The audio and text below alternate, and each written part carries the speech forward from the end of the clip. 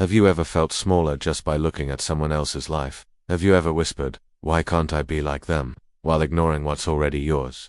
And have you ever chased another bird's feathers, only to forget the wings on your own back?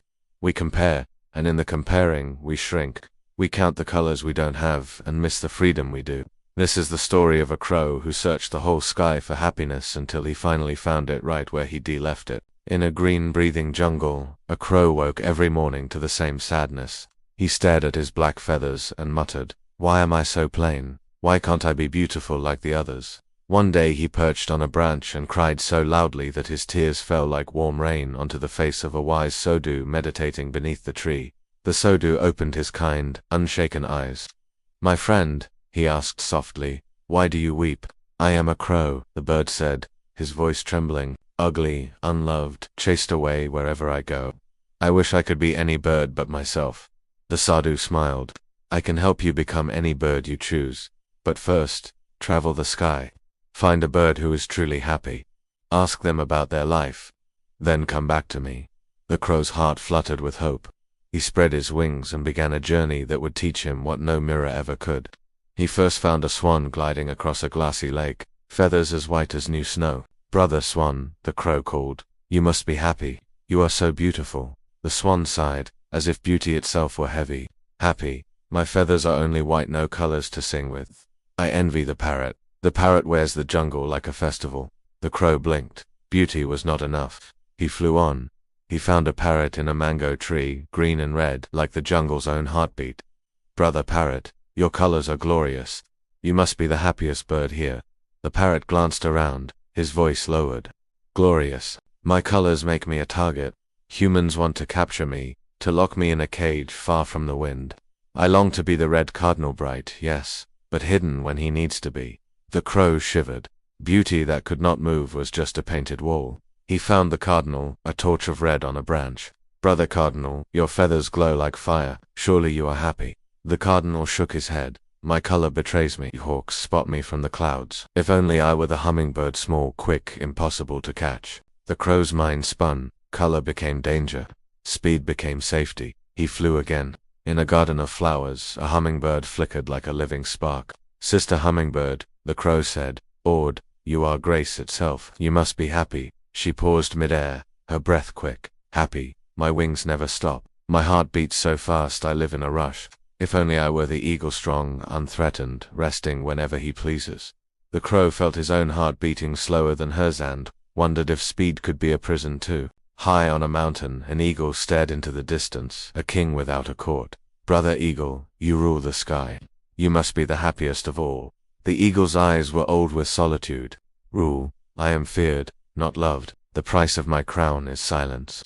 I wish I were the owl, respected at least for his wisdom." The crow had never considered loneliness a storm. At dusk, the owl blinked from the hollow of an ancient tree. "Brother owl," the crow asked, "you are wise.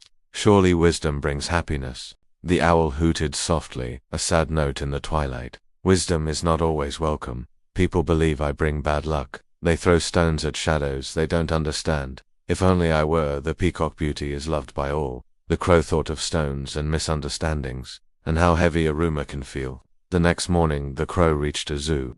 Inside a golden cage stood a peacock, a living rainbow. "Brother peacock," the crow said, breathless, "you are the most beautiful bird in the world. Surely you must be happy." The peacock spread his tail, a sunrise of color and lowered eyes filled with grief. "Happy? I am admired and imprisoned. People stare, but I cannot fly. I cannot choose my tree or taste the wind. Do you know whom I envy most?" "Who?" the crow whispered. "You," the peacock said gently. "You, with your common feathers and uncommon gift, freedom." The word struck the crow like thunder. Freedom, a treasure so ordinary that he had never counted it. A sky so constant he had stopped seeing it. He flew back to the Sadhu, not slowly, but with the urgency of a bird who had found his missing heartbeat. "Oh wise one," he cried, landing lightly. "I have visited the swan, parrot, cardinal, hummingbird, eagle, owl, and peacock. And I have learned, each bird carries a hidden burden. The swan wants color. The parrot fears cages. The cardinal fears predators. The hummingbird fears stillness. The eagle fears loneliness. The owl fears misunderstanding. The peacock fears the bars that beauty builds." The Sodhu listened, his eyes warm. And you, my friend? The crow lifted his head, a quiet pride rising where shame had lived. I have the gift they envy most. I am free. I am not hunted for my beauty, not trapped by my colors, not isolated by my crown. I belong to the open sky. The Sodu nodded. So, which bird do you wish to become now? None, the crow said, smiling. I will remain a crow, grateful for the blessings I once called flaws. From that day on, he no longer counted what he lacked. He counted the sky. The story of the crow rippled through the jungle, not as a tale of birds, but as a map for the human heart. We compare and we suffer because we only see fragments. Someone's wealth without their worries. Someone's beauty without their burdens. Someone's success without their sleepless nights. From the ground, every other nest looks softer. But step closer and you'll find twigs and thorns in every home. The grass looks greener because we are far away.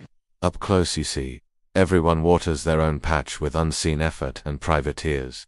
Happiness is not a color.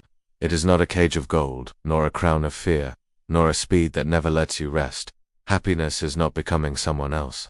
It is recognizing the gifts already in your hands, and choosing to use them well.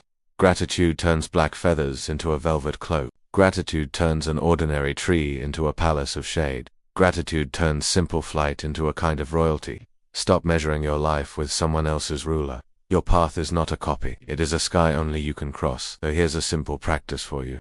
When you feel the sting of comparison, pause and name 3 blessings that are already yours: the health you overlook, friends who show up, the freedom to choose, the chance to begin again. When envy whispers, ask yourself, what burden might I be ignoring in their life? What blessing am I ignoring in mine?